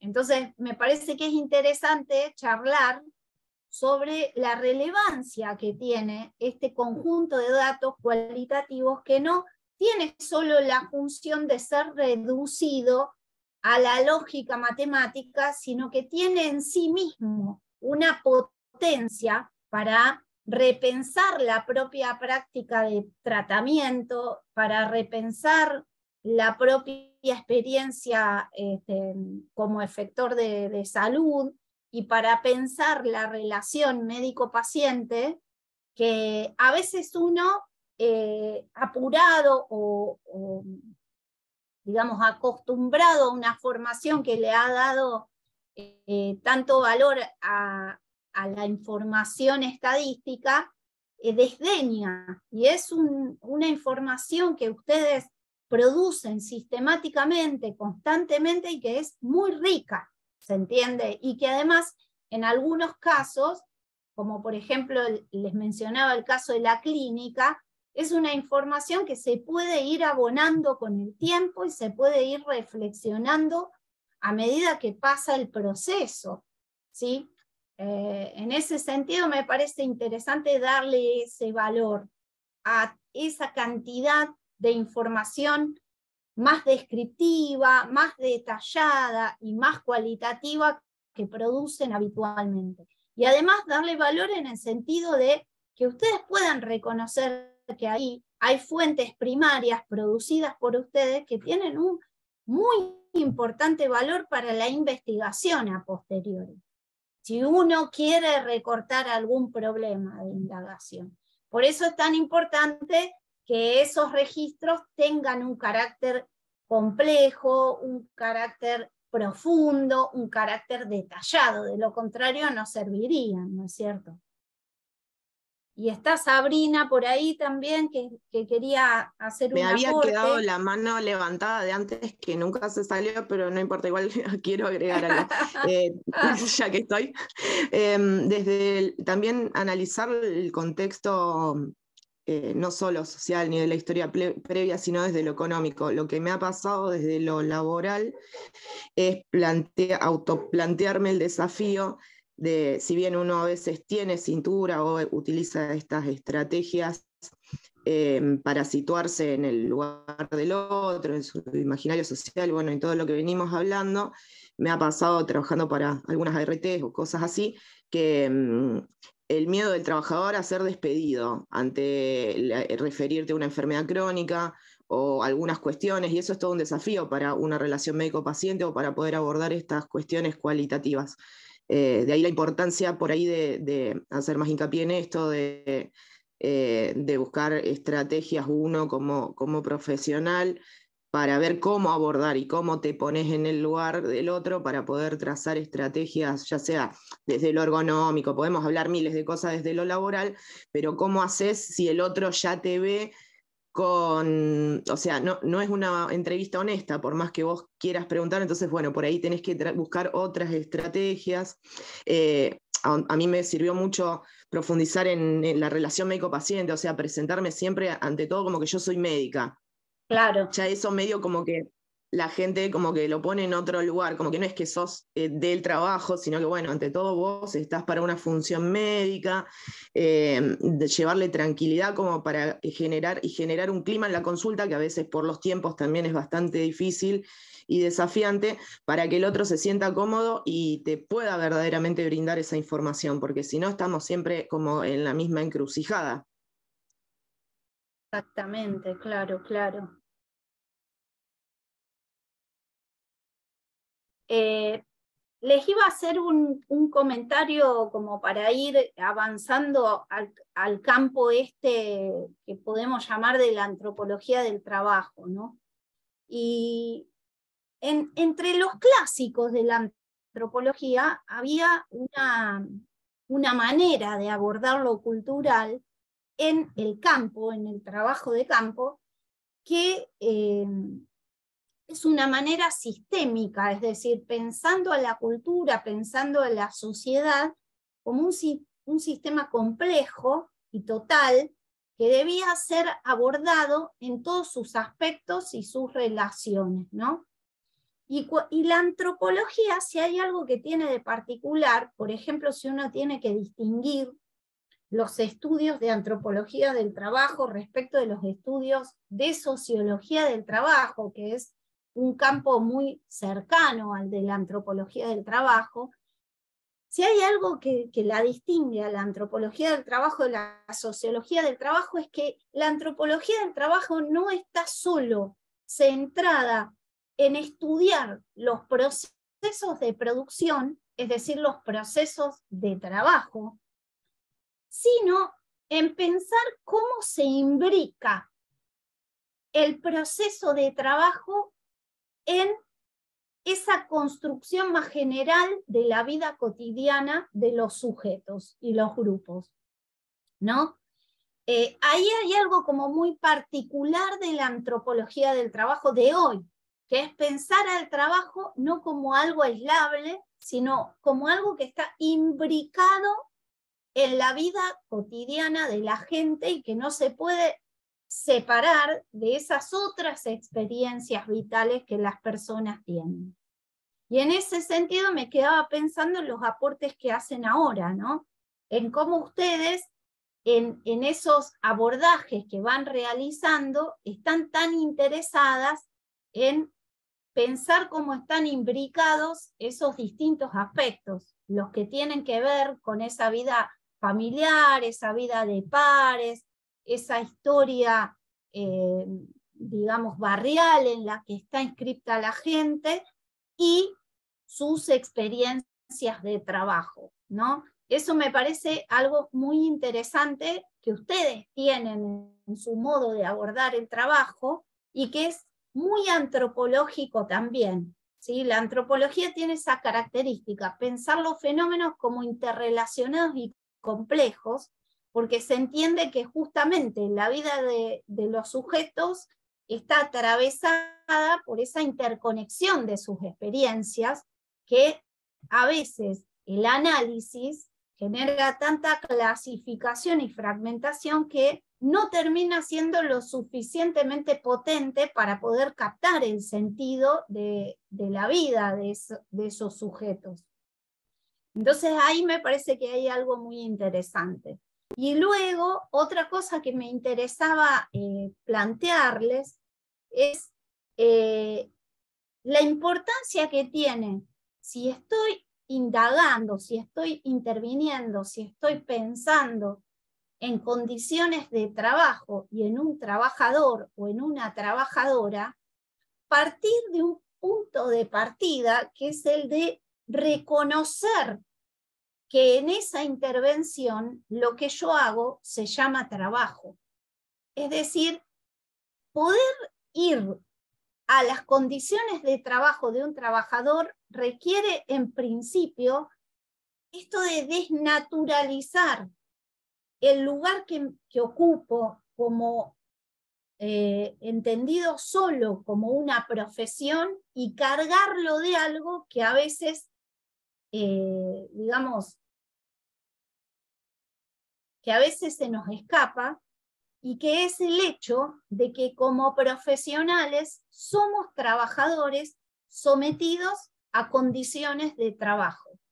Entonces, partir de esa desnaturalización de la práctica profesional y contextualizarla y pensarla justamente como una experiencia de trabajo sometida a condiciones de trabajo, autoconocernos como trabajadoras, es un punto de partida que parece una tontería, pero que es muy importante para las profesionales o para los profesionales cuando quieren intervenir sobre problemas laborales, ¿sí? A veces nos colocamos en un lugar tan ascético como si justamente en esa intervención lo que hacemos no estuviera cargado por condiciones también de sujeción que son tan complejas como las que viven otros trabajadores, solo que en los términos de las reglas de juego de ese trabajo en el que estamos inscriptos. Entonces, ahí hay algo que me parece interesante también, que es partir de que antes que profesionales somos trabajadores y leer cuáles son esas condiciones de constricción en las que estamos llevando adelante el trabajo, ¿no? Porque generar esa interacción, esa comprensión de la situación de trabajo y las concepciones de trabajo de los demás, de los otros o las otras, requiere primordialmente reconocer que somos trabajadoras y que y además los trabajadores de la salud están cada vez más constreñidos a condiciones laborales que son fuertemente exteriores a sus posibilidades de elección, ¿no? Y entonces tener conciencia del sistema en el que uno se encuentra y las condiciones de trabajo a las que se somete es un punto de partida interesante para poder construir una escucha, digamos, una escucha crítica, una escucha poco ingenua respecto de lo que vamos a conocer de estos trabajadores con los que estamos trabajando y de sus condiciones de vida, de sus condiciones sanitarias. Digo, a veces esa formación académica que traemos nos suele colocar en un lugar muy exterior, y ese lugar tan exterior nos impide reconocernos como pares, ¿sí? En ese sentido, ¿no? Bueno, les decía entonces, otra cosa que veo ahí es cómo linkear esas maneras que tienen ustedes de pensar la salud del trabajador y su trabajo en función de todo ese otro conjunto de experiencias de vida que trae, que son, digamos, muy linkeables con este enfoque que tiene la antropología ya desde hace mucho tiempo, es un enfoque muy clásico, que es este enfoque que podemos llamar funcional o sistémico, que hace que siempre que pensemos un aspecto de la vida de un pueblo, de un sujeto, de un grupo, ese aspecto no se pueda desgajar, no se pueda desarticular de otros que son concomitantes, ¿no? Entonces, no solo sus prácticas productivas, no solo su trabajo, su lugar y establecimiento de trabajo, sus condiciones, sus rutinas de trabajo, sino también pensar cómo se inscriben esas rutinas de trabajo en las experiencias más amplias de vida, ¿no? Estaba pensando en Tamara y esos registros al estilo de biografías que va haciendo cuando trabaja con adultos mayores. Y fíjense qué importancia tienen este tipo de recursos, ¿no? Especialmente para registrar datos sobre adultos mayores que tienen un recorrido vital tan complejo, tan profundo, tan extenso, y la importancia que tienen estas estrategias como la biografía, que me parece muy interesante que la hayas compartido.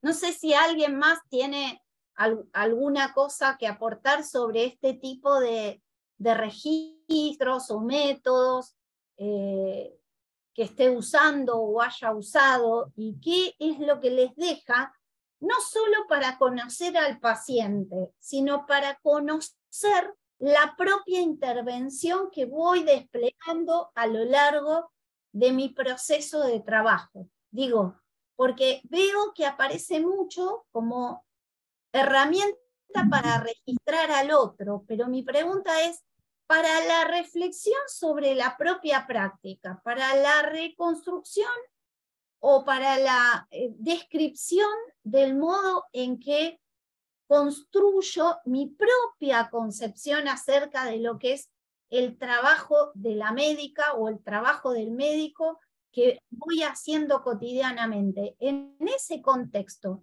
utilizo esos datos, utilizo esos registros, tengo una rutina que me permite revisar la propia práctica a partir de esos datos. ¿Quali?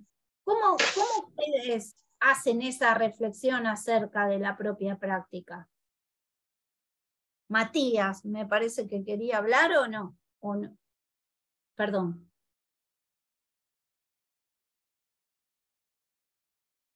¿Participar o...?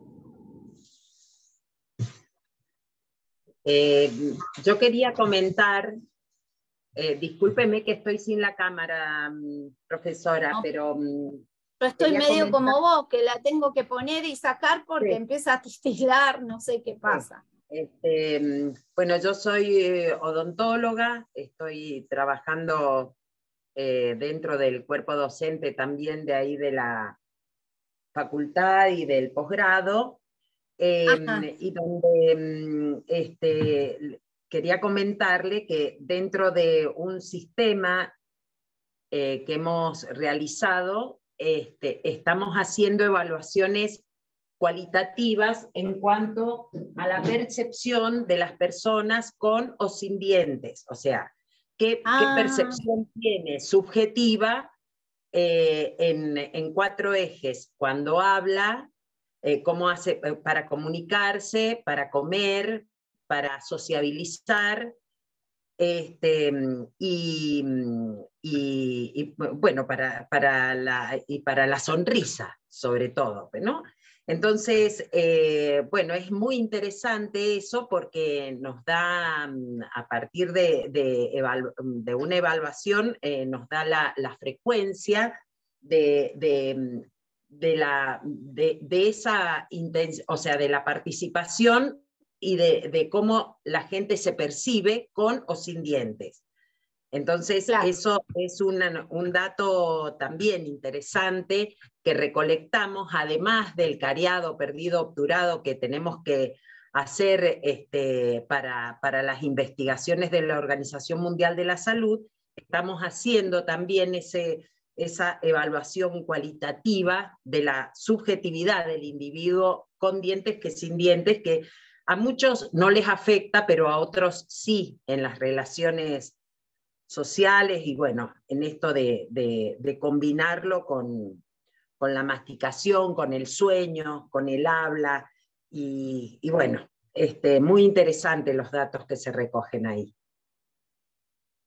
Y hay poco dato de...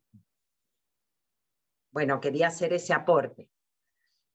Estela, un aporte divino, muy interesante, por esto que estás marcando, ¿no? Ahí fíjate cuál es el centro de la indagación: la autopercepción, la percepción de los sujetos, que muchas veces en esas indagaciones rápidas que hacemos respecto de sus condiciones físicas, se escapa esta cuestión de la percepción de los sujetos y los grupos, y cómo influyen esas percepciones en el trato del cuerpo, digamos, en el trato, Exactamente. en este caso de la boca y de otros elementos corporales que están de alguna manera... ¿Cómo limita a una persona poder buscar trabajo, ser un trabajador activo dentro de un grupo o no, a partir de su dentadura? Que hay mucha gente que no lo percibe, pero hay otra gente que cuando vos le empezás a preguntar, y sí pasa, porque, bueno, en esto que uno tiene que ser muy, muy cuidadosa al preguntar, muy respetuosa, muy hábil también, porque es una cuestión que marca, y bueno, y en eso estamos tratando de formar a los médicos también, pensando en cómo hacer que dentro del espacio de trabajo también sea valorada la salud de la boca. Bueno, eso quería hacer el aporte ese de todo esto tan interesante que está conversando. Y de los compañeros también, los aportes hermosos que han hecho. Gracias.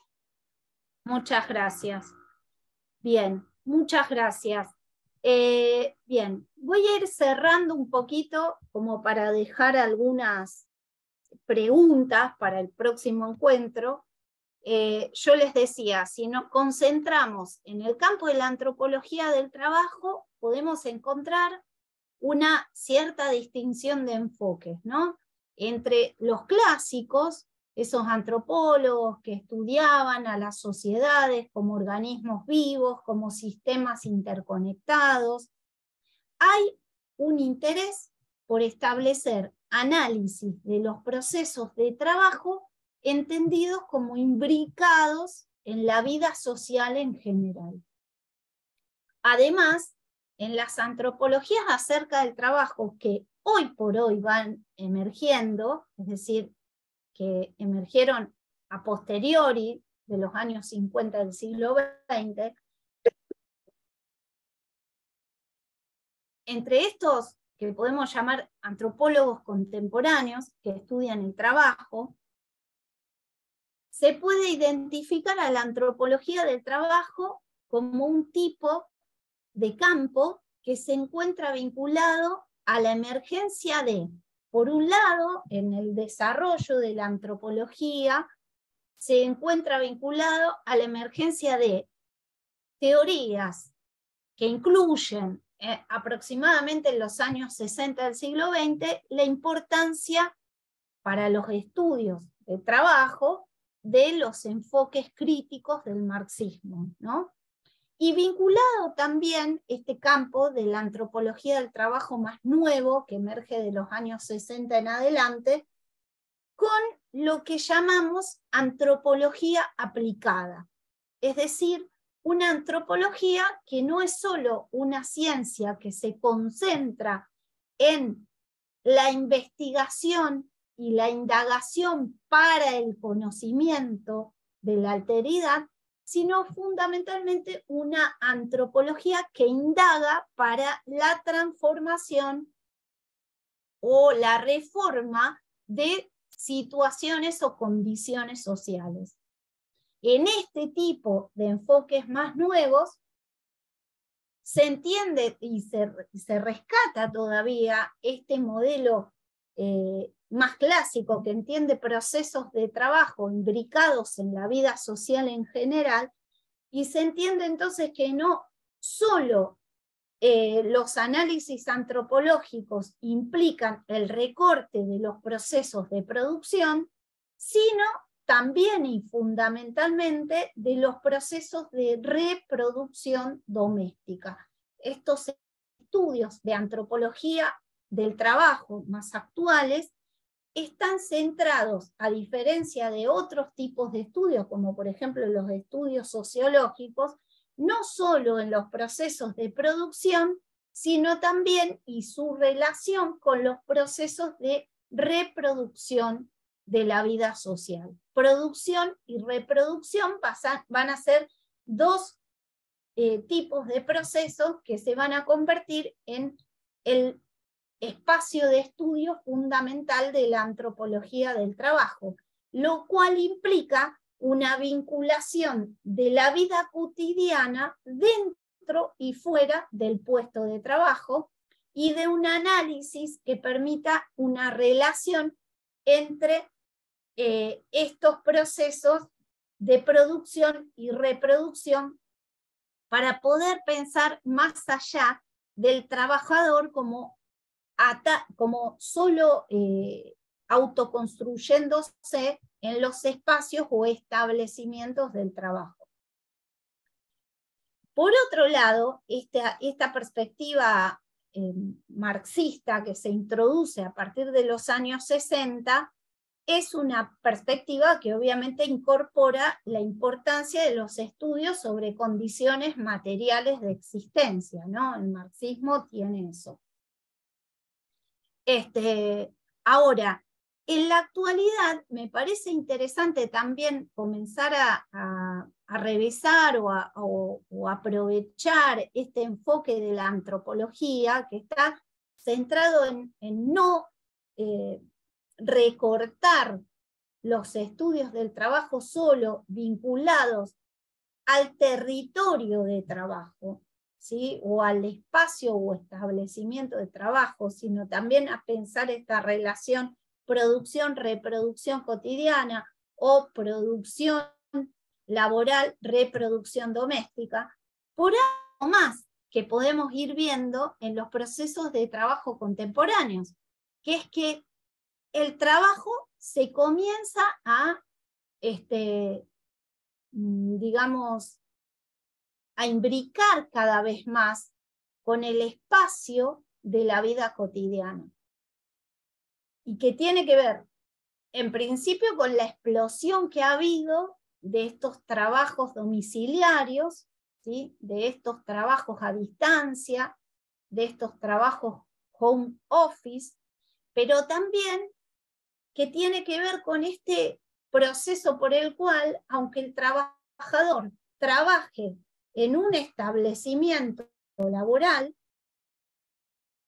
hay toda una serie de transferencias de procesos de trabajo que se llevan al espacio doméstico, ¿no?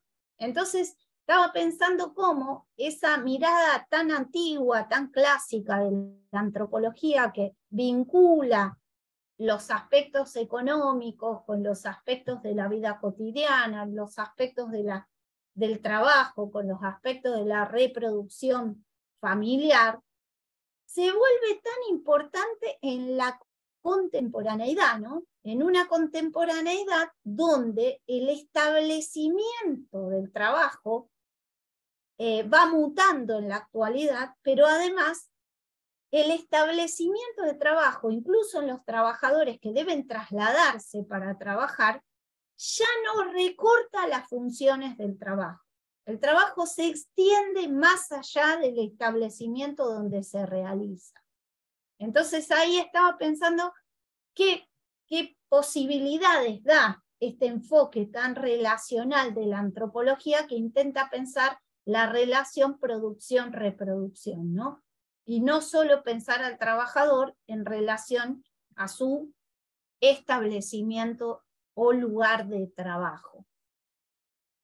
En ese sentido, yo lo que pensaba es este enfoque que interrelaciona estas experiencias de lo doméstico, lo familiar y lo lúdico con estas experiencias más del orden de la producción y el trabajo, ¿cómo ustedes, con estos últimos años de trabajo, especialmente desde la irrupción de la pandemia del COVID hasta hoy, cómo ustedes entienden que deben ser analizados estos elementos, estas imbricaciones, estos imbricamientos entre producción y reproducción a partir de lo que ustedes han vivido y viven en su trabajo cotidiano con pacientes que trabajan?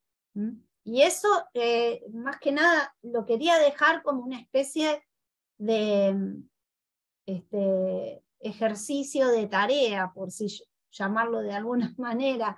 Me gustaría que lo piensen en casos concretos que puedan recuperar de sus anotaciones de clínica o de sus registros de experiencias, como por ejemplo la de Gabriela, en lo que sería medicina forense, que traigan así algunos registros propios que nos permitan reflexionar sobre esta cuestión de un enfoque que vincule producción y reproducción en los análisis sobre la salud de los trabajadores o de las trabajadoras, ¿no?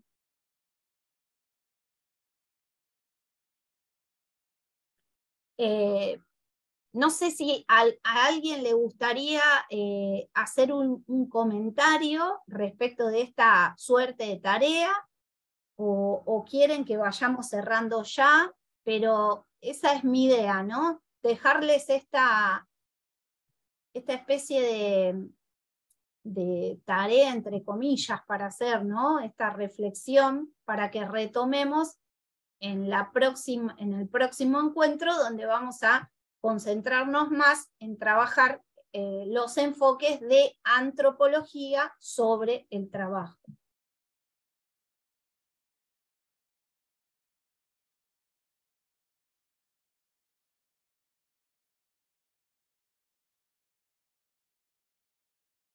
Bien.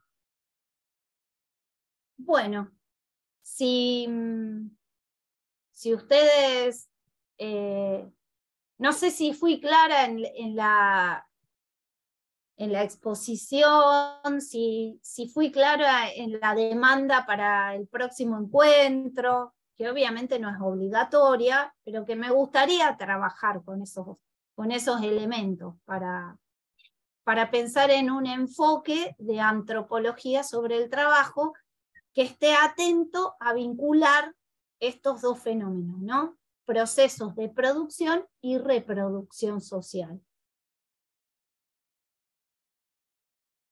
¿Les parece?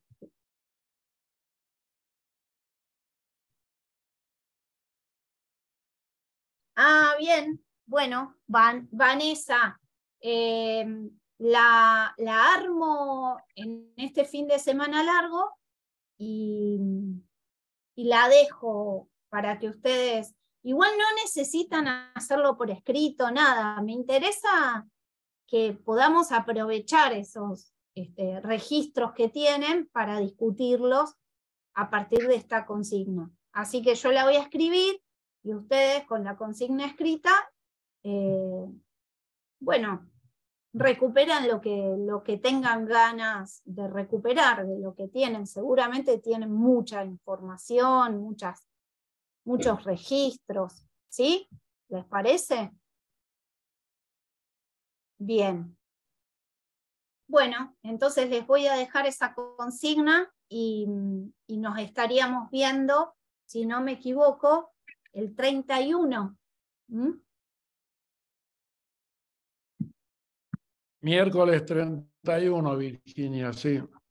Perfecto, perfecto. Entonces vamos cerrando y nos volvemos a encontrar el miércoles 31. Yo me comprometo a armar la consigna como para que en el próximo encuentro ya podamos trabajar con algunas. Bueno, si no hay más preguntas, gracias Virginia por la clase. Sumamente No, gracias a ustedes. Y muy buena la participación de todos los colegas que hoy intervinieron, realmente una clase sumamente interesante. Muchas gracias. Bueno, gracias, muchas gracias. Nos volvemos a encontrar. Gracias, muy buena la clase. Nos Gracias, encontramos, buenas noches.